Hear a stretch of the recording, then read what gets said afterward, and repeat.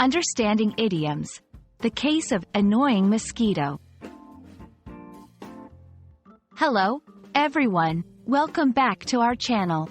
Today, we're going to decode an interesting phrase, annoying mosquito. Often, we encounter phrases that don't mean what the individual words suggest. That's the beauty of a language. Let's dive in and understand what this phrase truly means and how you can use it in your daily conversations.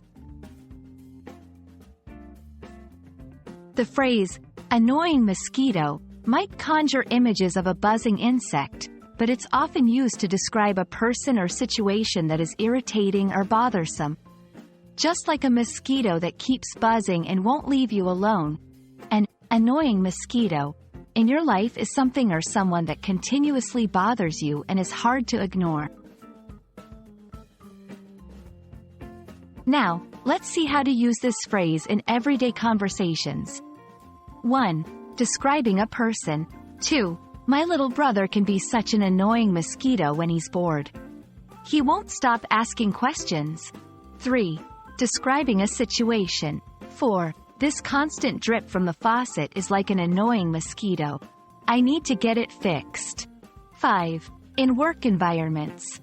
6. Having to constantly check my emails during vacation was like dealing with an annoying mosquito. In each scenario, the phrase adds a vivid, descriptive element to the conversation, helping the listener visualize and feel the speaker's irritation. It's important to note that while the phrase, annoying mosquito, is generally light-hearted and humorous, the context and cultural sensitivity should always be considered. What's considered humorous in one culture might be offensive in another. Always know your audience and ensure that your words build bridges, not barriers. That's a wrap on our exploration of the phrase, annoying mosquito. Next time you find something or someone particularly bothersome, you have a colorful and expressive way to describe your feelings. Remember, language is not just about words. It's about conveying emotions and experiences. Happy learning, and see you in the next video.